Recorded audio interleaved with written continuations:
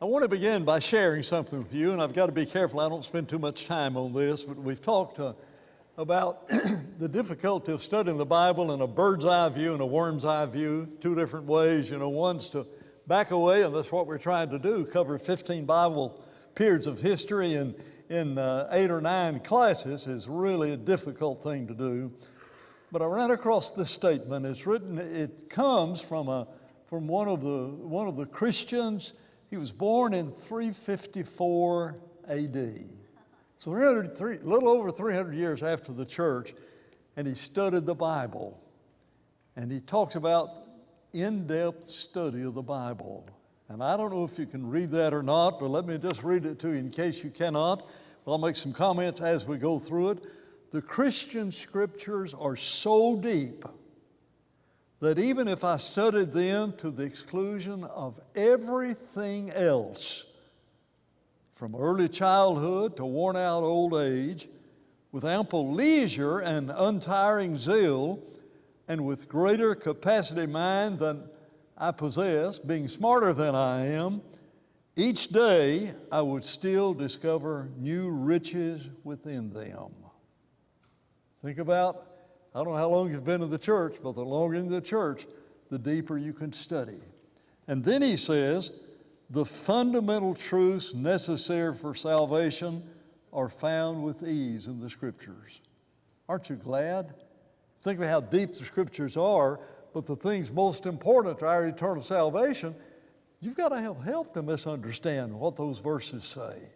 And that's what he is affirming. And he says, but even if a person has accepted these truths, is God-fearing and righteous in his actions, there are still so many things which lie under a vast veil of actions.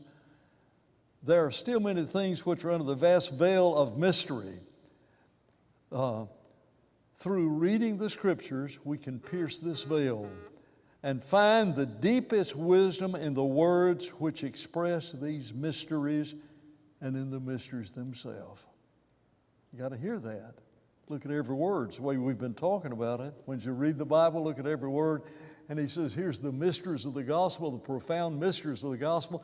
And if you'll just look at the words, you'll be astounded at what you've learned, and you'll be amazed at what you'll be able to learn, and then you'll be amazed in the understanding of the mysteries. But here's, I think, the best of. The oldest, the ablest, and the most ardent students of the Scriptures will say at the end of each day, I have finished, yet my study have only just begun. As long as you live, don't care how old you are, how long you've been in the church, I've just begun. That is a profound, wouldn't you like to have heard this guy preach?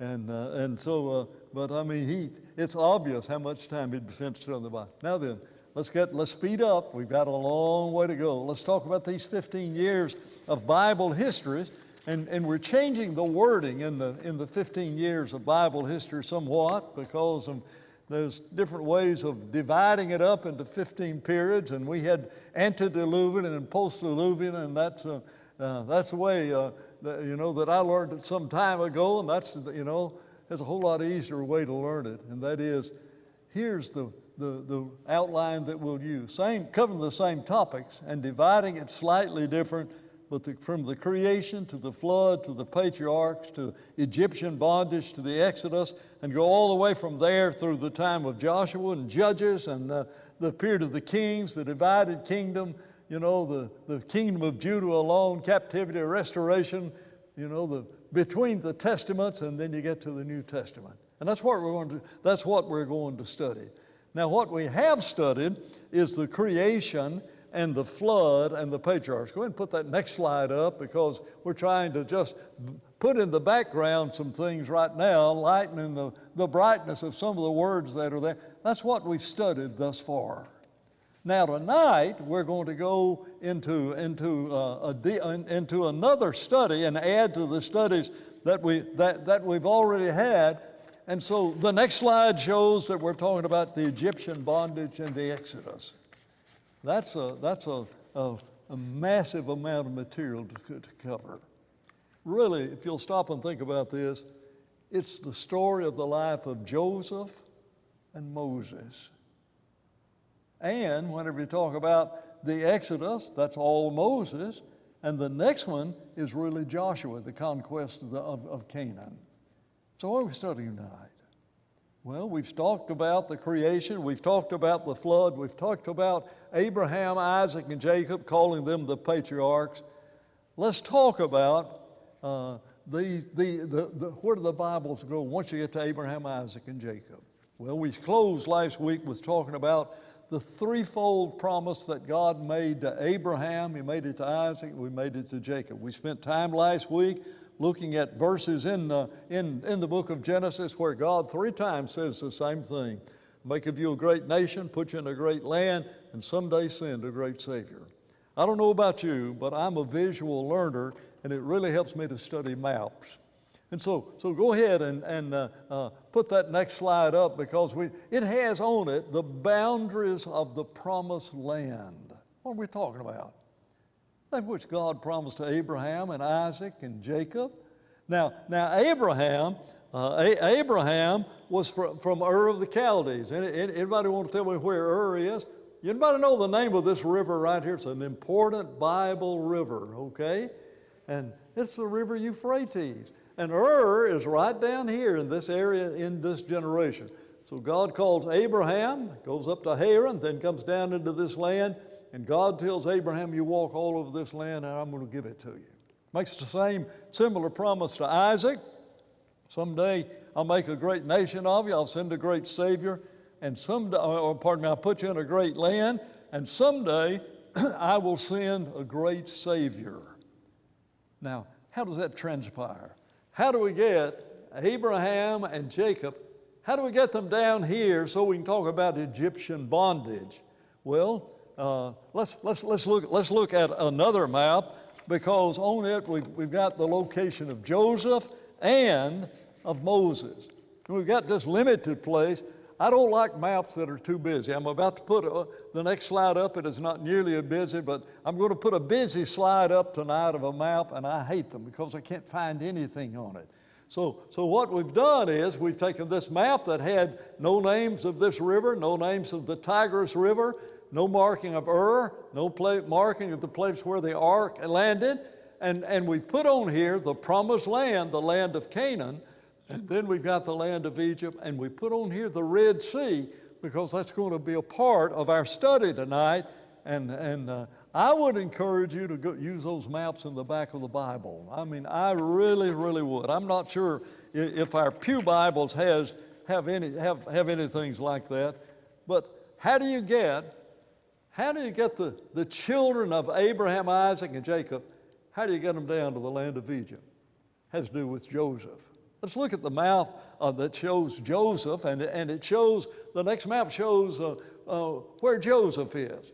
Obviously, here's Ur of the Chaldees. To look over here, and you have to go to where the pointer is, and there's the Tigris and Euphrates River running up there, and there's Haran, and then Abraham, Isaac, and Jacob lived down in this area. Let me just show how interesting it is. You see Hebron there. Now, Beersheba was down there. That was a part of the life of Abraham. But whenever Abraham, Isaac, and Jacob is there, and he has Joseph. And he tells Joseph, it has the coat of many colors. I'm assuming you know some of these Bible stories. Joseph has the coat of many colors, said, go check on your brothers and see how your brothers are doing. How old's Joseph?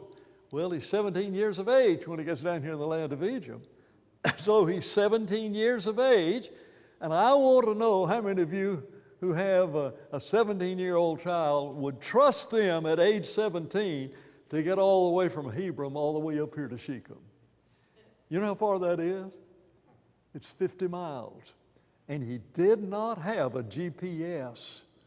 And young people, I know you can't function. You can't even find your way home sometime, And for sure you can't remember which house is grandma's house, but you've got your GPS and everything.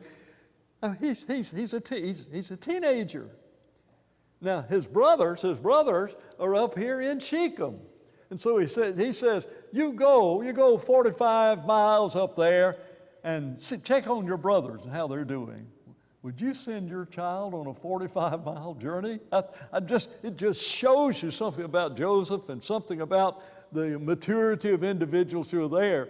So he gets up there, and when he gets up here to Shechem, he can't find his brothers. And he asked somebody, and they said, well, we heard them say they were going to go over to Shechem. Well, Shechem's another 15 miles away. So now it's a 65-mile journey. What's 65 miles north or south of us? Can you imagine the terrain, the lack of roads, and all of those things? And finally, when he gets up to Shechem, he finds his brothers and everything.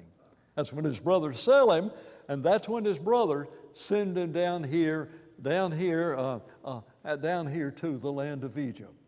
And so now then, we're jumping a long period of time because we've been from the creation to the flood to the patriarchs, Abraham, Isaac, and Jacob, and now we're getting to Joseph. Time-wise, it might help you to put some dates there. How long is it from the creation until the flood? 1,656 years. From Adam unto Noah and the flood. That's 5 chapters of the Bible. Well, to get to the flood, you've got to get through the first seven chapters to get the flood actually on this earth. 1,600 years. How long are the patriarchs? If that's the next age, Abraham, Isaac, and Jacob, you know Abraham lived a long time, and Isaac lived a long time, and Jacob lived a long time. Let's throw another 300 years in there. The call of Abraham is generally dated about the year 1900 BC. And that's Usher's dating of that. So you've got 1,600 years, then you got 300 years. Then you got Joseph, and we'll just sort of throw him in the mix here. But from the time that they get down there in the land of Egypt, they're in the land of Egypt for 430 years. You know how many verses, how many chapters in the Bible that covers? 4 verses. That is amazing. And so that's why when we're talking about Egyptian bondage, we're talking about a 430-year period. Now, it's difficult here in dividing all of these things, and that's why sometimes I'd rather talk about individuals. If I can go from Joseph to Moses, I got a dividing line, because there's enough period of time. But when you get to Moses, where's Moses? Well, Moses is in the 2 groups we're going to look at tonight. So I got Moses on both sides of this. And I couldn't decide whether to put baby Moses, and I just sort of mixed them all up and everything in relationship to this. How many of those names do you know there? You stop and you think of it. Anybody know who Pharaoh is?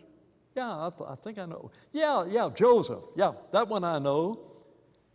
Amram and Jochebed. Any idea who that is? John, you know who that is? It's mom and dad. Who's mom and daddy? It's Moses's. That's Moses' parents, Amram and Jochebed. You got Potiphar. Who's Potiphar? If I say Potiphar's wife, if I say Joseph and Potiphar's wife, I know who she is. I know he was the one that bought Joseph, Potiphar. I know him, and I know Jacob and Esau.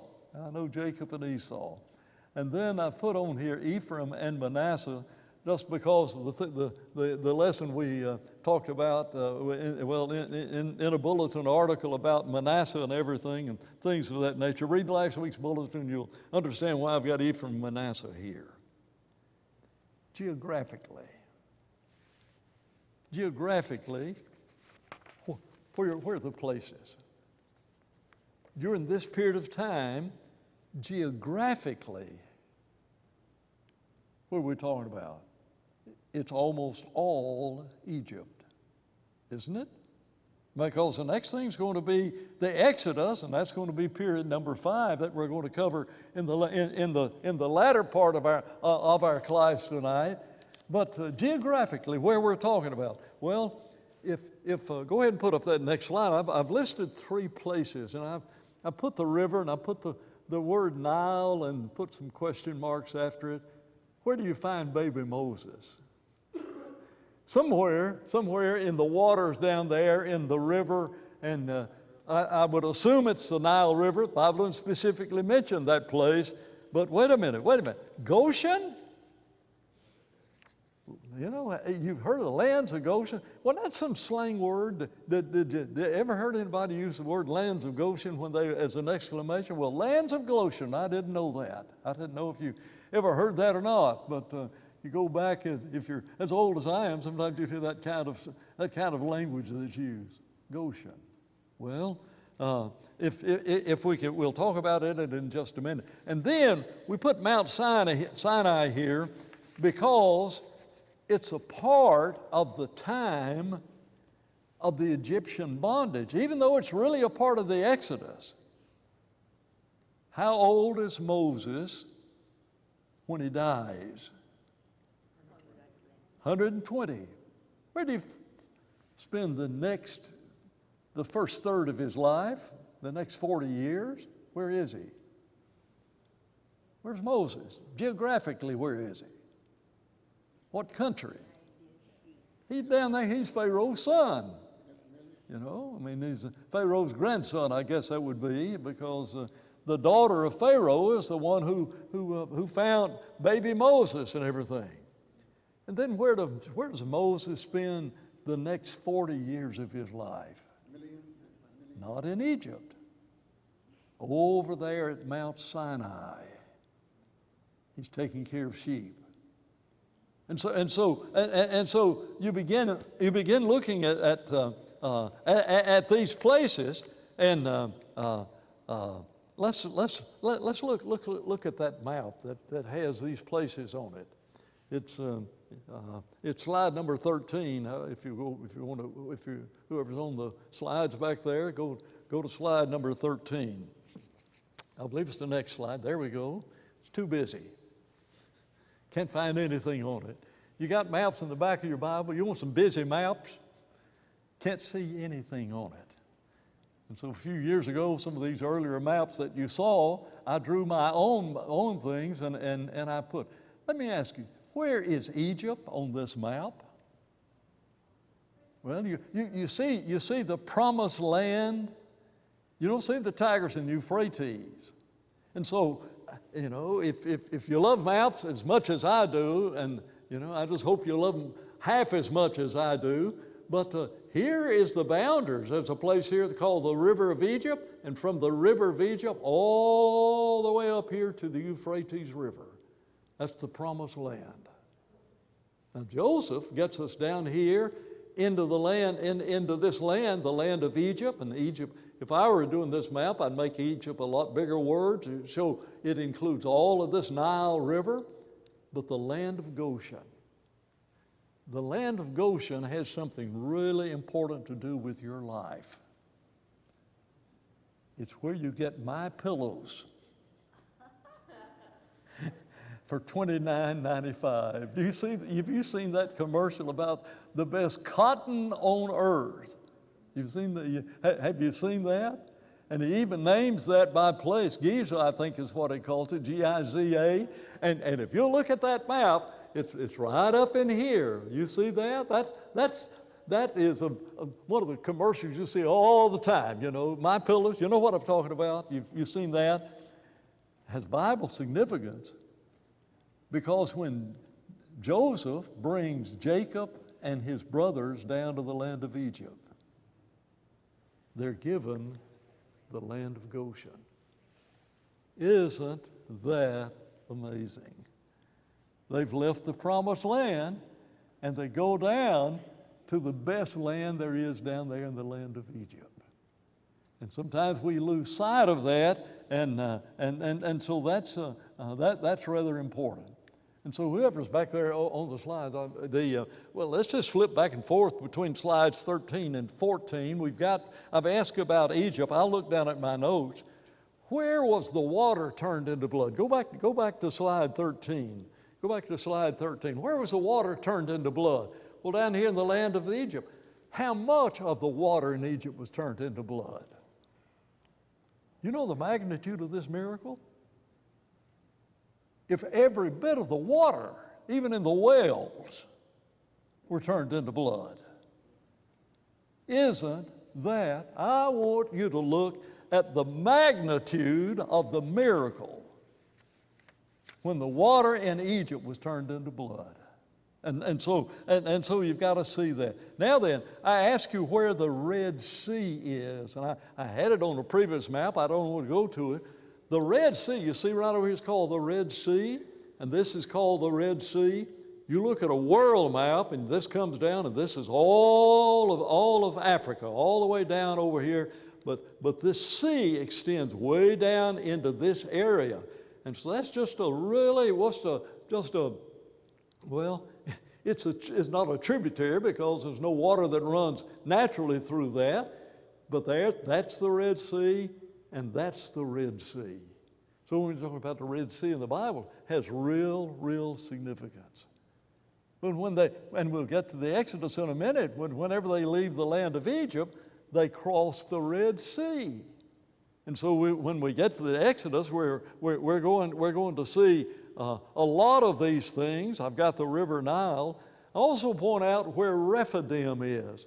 You want to look here on the map, he's got it listed right here with a question mark because it's very near Mount Sinai. And that place is a place of real consequences.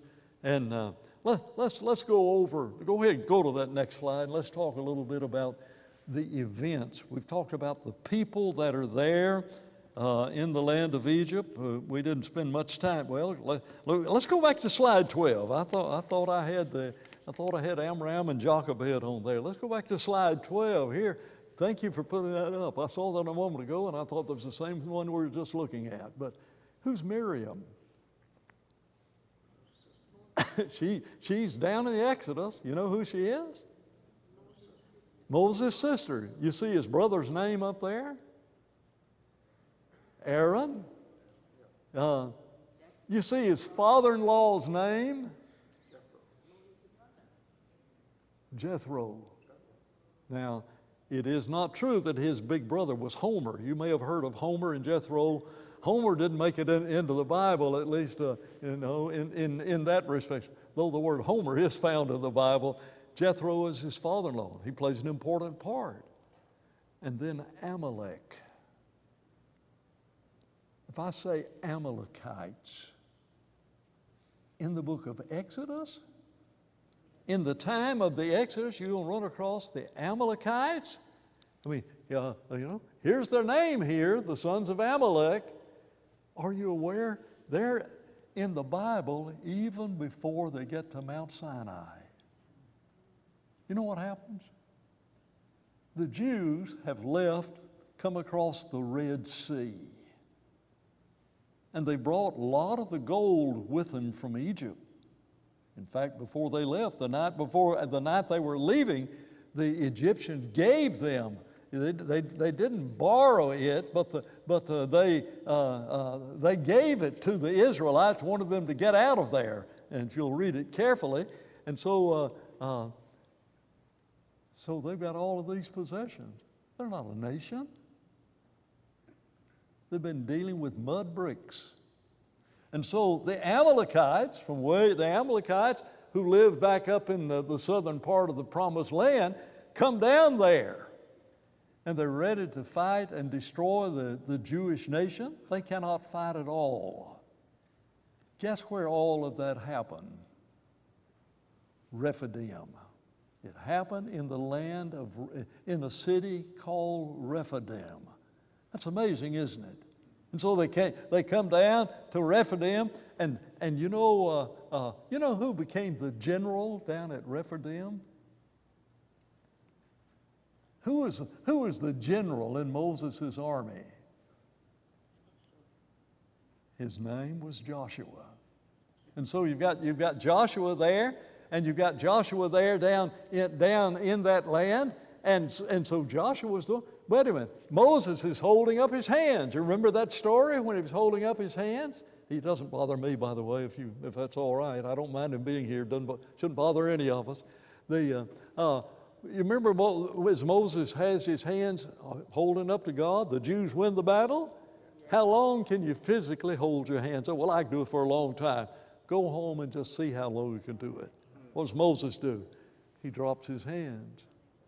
And so then they start losing the battle. He gets them up again. Well, your hands are already tired, and he drops his hands. You know, I mean, all of this is not in the Bible. It's in Dan's imagination as I read the Bible. And finally, they find a solution. They sit Moses down on a big stone. And him and her hold up Moses' hands. Now, her is not H-E-R. That's not female. It's H-U-R. That's a man's name. You know who the him is? That's a pronoun. It's Aaron. And so Aaron and her hold up, him and her holds up his hands. That's the way I remember that. And so you've got all of that, and all of that happened. Let's go back to that next slide and everything, because we need to find Kadesh Barnea. They come down to Mount Sinai. They come out of this land and they cross the Red Sea. Sometimes you'll see maps that say, well, they came across a marshy area. That wasn't a marshy area. They crossed the Red Sea. And sometimes they'll say, well, that's the Reed Sea, R-E-E-D. I'm sorry, it's red, R-E-D-C. And they come across, and 3 days after they cross the Red Sea, they come back again and touch down in this area. And after they've gone 3 days' journey after they cross the Red Sea, they come back and they touch the Red Sea again. I know what the Red Sea is.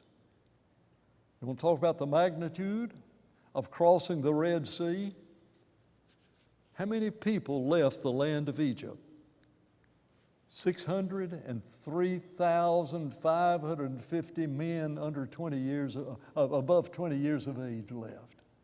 You give them all a wife, give all of them 2.4 children. Isn't that the number of children that you have, or something like that? And so you've got 3 to 5, 6 million people there. In one night's time, because they crossed the Red Sea at night, in one night's time, 6 million people walk through the Red Sea. You want to do some math? Some of you who are engineers love to deal with numbers. How wide is the crossing for them to ever be able to cross? How fast do you cross? Well, as you cross 3 miles, can you walk 3 miles an hour? Yeah. Well, you got 12 hours to get across. All right, I figured that out. And so I figured out going single file, and then how far. Do you know it was miles and miles wide? The next time you stand on the beach down here in West Palm Beach, I want you to see that ocean. That's what they saw. And when that ocean up, every Bible painting you've ever seen, it wasn't the path through is not much wider than this building or this property anyway. It's several miles wide for them to be able to go through. You know about the magnitude of the miracle of crossing the Red Sea. So they come to Kadesh Barnea, and then I want to point out a couple of other places. One of them is right up here, and that's Mount Nebo. That's where Moses dies. And so we're going to talk about the conquering of the land next week, going up here and taking this promised land back. But when you come across this map, forget about all this Bitter Lake, the Little Bitter Lake, and some of these other places. And in my mind, I would look at Mount Mara, which means bitterness. That's where the bitter water was. And Elim, that's where they threw the trees in and made well, they were at Elim in it. There's Rephidim where they fought. There's Mount Sinai. 4 things happen at Mount Sinai. They're there for a year's time. And so you in your mind, you've got to remember the kinds of things that happened when they got to Mount Sinai. Here's what I found. When they arrive at Mount Sinai, they'll arrive there at that place, and the voice of God starts speaking to them. The mountain is on fire. You need to carefully read the description of that mountain. I want you to think about earthquakes. Ever been in one? You stop and think about an earthquake that is so massive that it indicates the very presence of God. Ground shaking beneath your feet.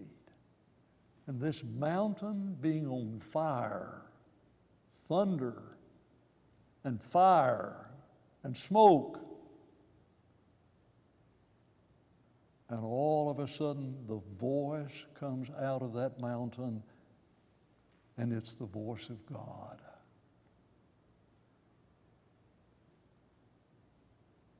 I want you to be a 7 or 8 year old child, and that happens. Would you ever forget it? You have any terrifying things that happened to you when you were about 6, 7, 8 years of age? Can you imagine that child seeing every bit of that? Impact it had on him. Now, the impact it had on the adults, it scared them to death. Why? Because when God spoke, can you imagine how loud the voice of God was? By the way, you see where Mount Sinai is? That's where Moses saw the burning bush.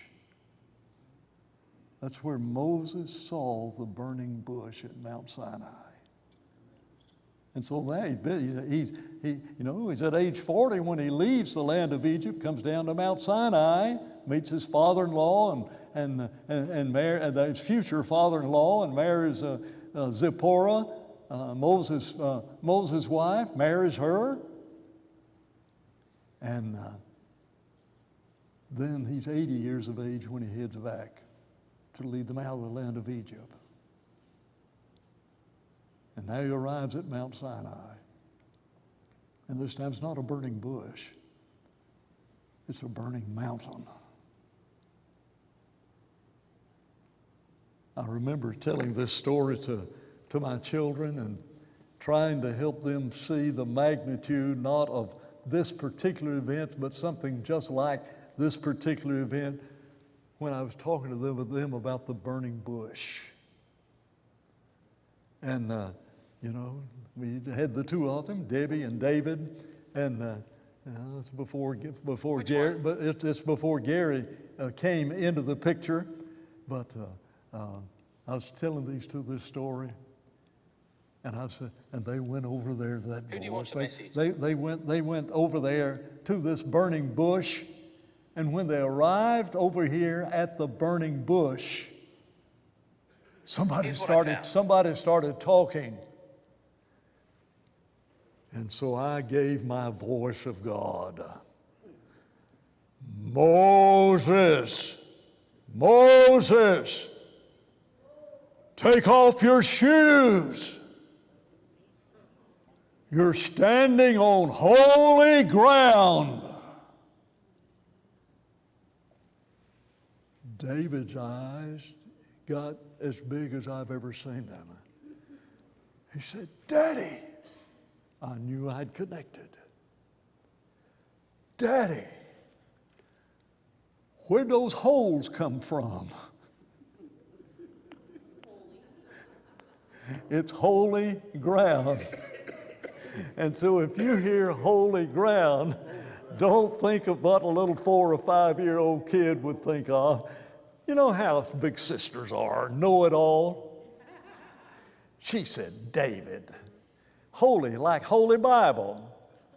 He said, yeah, like I knew that, But now the voice of God says, thou shalt have no other gods. Thou shalt not make any graven image. How long did it take them to forget that second thing God said. Moses is up there 40 days, and they come down, there's the golden calf. He comes down with the 10 Commandments. So two of the things that happened at Mount Sinai is, two of the things that happen at that land is they received the 10 Commandments. In that movie, 10 Commandments, they don't illustrate the voice of God. I wish they had, because it bothered me after I saw the movie. I'm not sure exactly what year it came out, but it bothered me.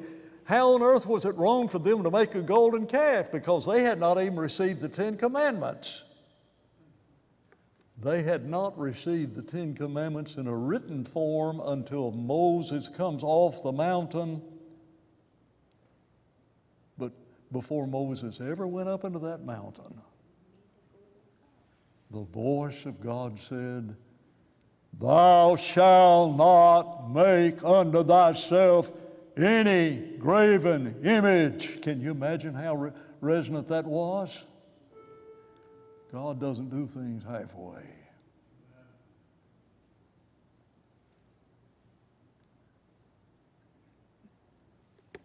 In the movie, that laser finger comes and writes those 10 Commandments, and the voice of God sort of speaks them in that movie. I haven't seen that movie in 25 years probably.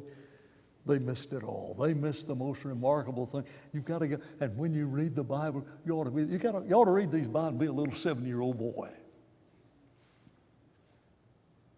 You really ought to be an individual who does that kind of thing. And they went and they read the Scriptures. And when you read the Bible, that's where you'll find what he called these things behind the veil. I noticed he put that scripture back up. Let's get to these 4 things here because we're running out of time. They spend a year there. What do? They build the tabernacle. The word tabernacle means tent. That's all it means. Peter said at the Mount of Transfiguration, let's build 3 tabernacles. Let's erect 3 tents. One for you, one for Moses, one for Elijah. That's all it means. But man, it's a holy tabernacle. You've got to understand that. And then the other thing they do is they number the people. Number the people. I believe I've got some slides, do I not, of some of these things. You know the name of that calf? That's slide number 15. You know the name of that calf? There's an artist's conception of the golden of worship. You know the name of that calf? The Bible tells you if you read it carefully. Aaron says, after he's made this idol they're going to worship, tomorrow is a feast day unto Jehovah. They had not adopted Egyptian gods. They wanted their own God, and they illustrated him using a calf, which is one of the things they worship down in the land of Egypt. But they were not taking the Egyptian gods and saying, that's the God we want. No, we just want to be like those. We got to have some way to see him. Tomorrow is a feast day unto Jehovah. The name of that calf is Jehovah. They were worshiping Jehovah. How'd God respond to that? You cannot worship God in your own way and be accepted by God.